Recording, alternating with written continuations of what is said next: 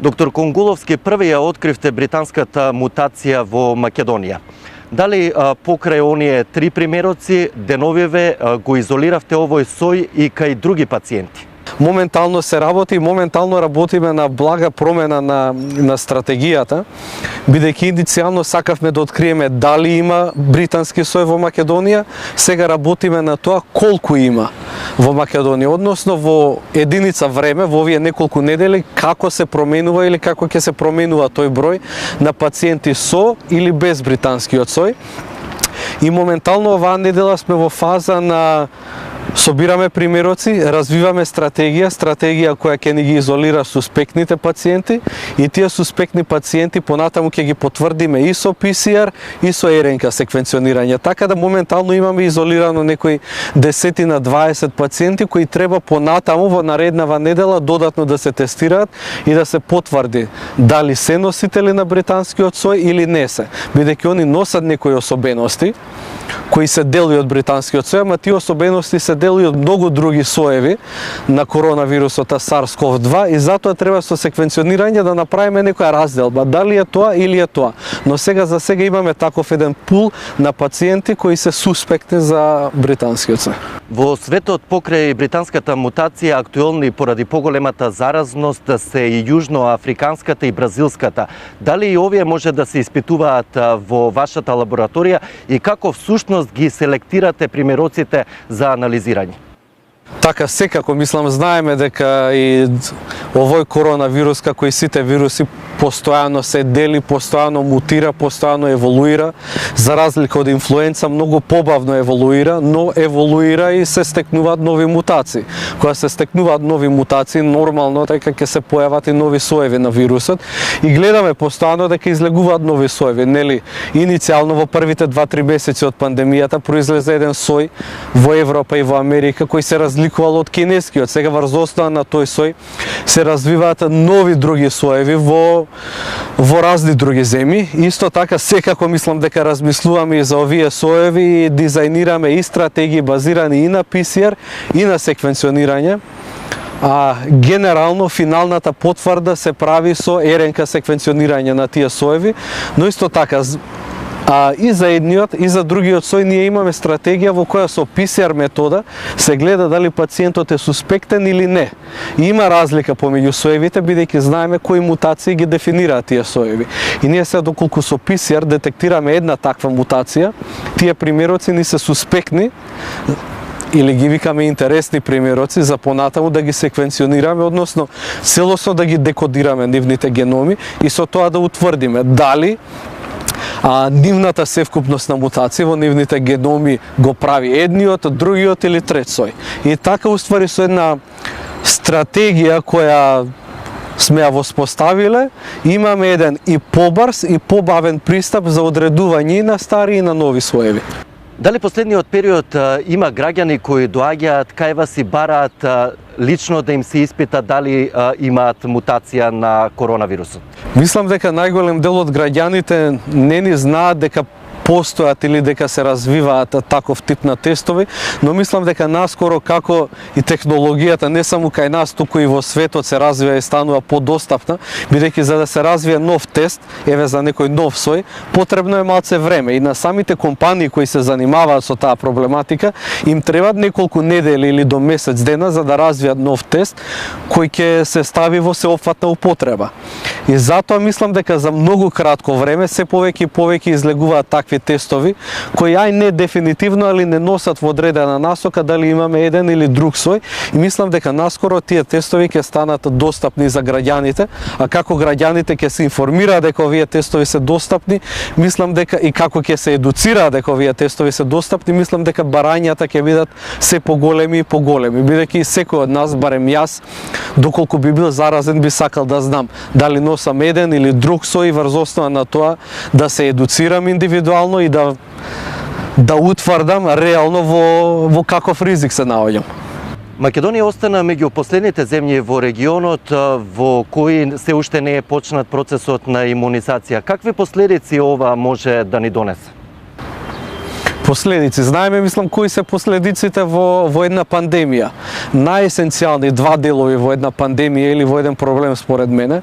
Прво е да се запознаеме со проблемот, односно да се запознаеме со непријателот.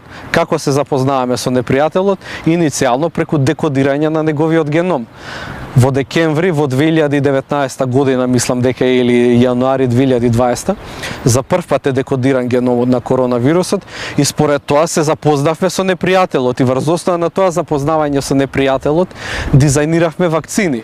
Сега знаеме дека тие вакцини делуваат на тој вирус, ама не знаеме дали одредени вакцини ќе делуваат на идни соеви на вирусот. И затоа треба постојано да идеме на една стратегија на постојана имунизација на населението, односно колку побрзо се добијат вакцините и се примат и се имунизира населението, толку подобро, но треба да бидеме и во една фаза на постојан мониторинг, односно постојано да се запознаваме со непријателот, бидејќи секој потенцијален нов сој е потенцијален нов непријател за нас, потенцијален нов непријател во самата пандемија. И затоа покрај имунизацијата треба да бидеме паметни и треба лека полека да ги декодираме сите тие нови соеви, да ја следиме таа еволуција на вирусот и да утврдиме дали со таа еволуција на вирусот стекнал нови особености, ако стекнал нови особености, дали вакцините делуваат на тие особености или не делуваат на тие особености.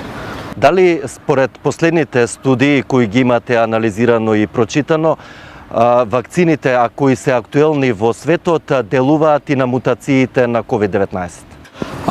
Активно се работи на тие тестирања, веќе излегува неколку препринтови, неколку трудови кои силно индицираат дека тековните вакцини се ефективни и ефикасни и кон новите соеви на коронавирусот, посебно кон британскиот сој.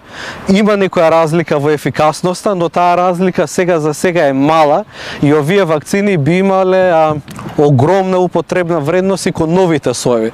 Затоа мислам како се вика, ги ургирам сите луѓе и властите и сите побрзо да се стартува тој процес на имунизација, бидејќи колку побрзо се имунизира населението, толку помалку и ќе му дадеме простор на самиот вирус да еволуира и да се добиваат нови соеви.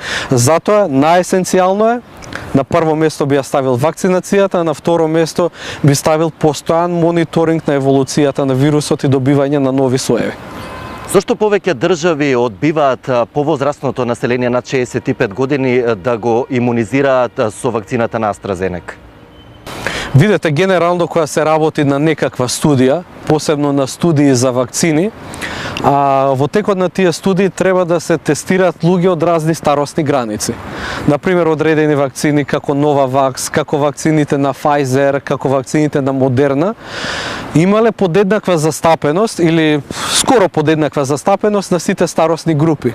И со самите тие студии имаат идеја дека вакцините делуваат подеднакво добро на сите старосни групи.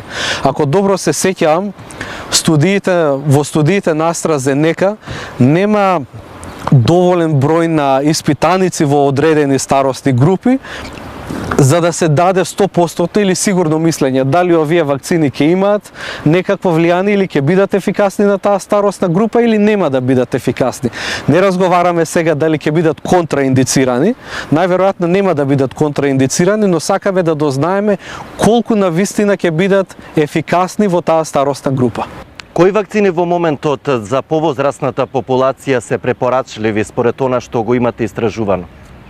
Според мене моментално стојам на мислењето дека без разлика кој вакцина да стане достапна, нели секако доколку ги поминала сите тие фази на студии и ги помина сите тие регулативни фази и нивоа и има висок безбедносен профил, дека секако треба да се користи, без разлика дали ќе биде тоа вакцината донесена од Кина, дали ќе биде вакцината произведена во Русија, дали комбинацијата на Германија со Велика Британија, тоа е Pfizer со BioNTech, или ќе биде вакцината од Америка на Moderna, сега за мене е ирелевантно. Побитен е фактот за колку побрзо време се имунизира, колку да се имунизира поголем дел од населението. Руската вакцина како држава се уште не сме ја побарале, од друга страна гледаме дека држави како Германија побара руската вакцина да се произведува и кај нив. Дали треба како држава да го побараме и ние овој производ? Одговорот е дефинитивно да, бидејќи сега пред скоро време излегува студиите од фаза 3 за руската вакцина и резултатите се за мене, ако не спектакуларни, солидни или многу добри, бидејќи вакцината со една доза носи до високо ниво на ефикасност, односно буквално го неутрализира формирањето на болеста и на симптоматологијата кај голем процент на испитаници кои ја земале, така да одговорот е дефинитивно. Дури и руската вакцина, иако иницијално податоците за руската вакцина беа според некои извори недоволно транспарентни, сега од последните студии гледаме дека и руската вакцина Спутник 5 е високо ефикасна и дека ќе има сигурно огромна улога кон справување и сузбивање со оваа пандемија. Така да во контекст на Македонија одговорот е дефинитивно да. Во однос на производство на самата вакцина во Македонија, мислам дека за сега во Македонија нема такви капацитети за производство. Такви капацитети имаат големи фарма компании, например во Германија со сигурност знам дека има такви воспоставени капацитети и во Sanofi и во BioNTech, во Pfizer има тие се буквално мини фабрики во кои се култивираат клетки и во тие клетки се произведуваат аденовируси кои се вектори за самата вакцина. Технологијата не е премногу комплицирана, не е ни премногу едноставна, но треба да постојат капацитети за масовно производство на истата, ама тие капацитети треба да бидат веќе воспоставени. Тековно да се воспоставуваат, нема ни време, а моментално нема ни доволно експертиза за тоа во Македонија, мислам дека. Ви благодарам за гостувањето во тема на денот во Дневникот на Сител. Благодарам и на вас.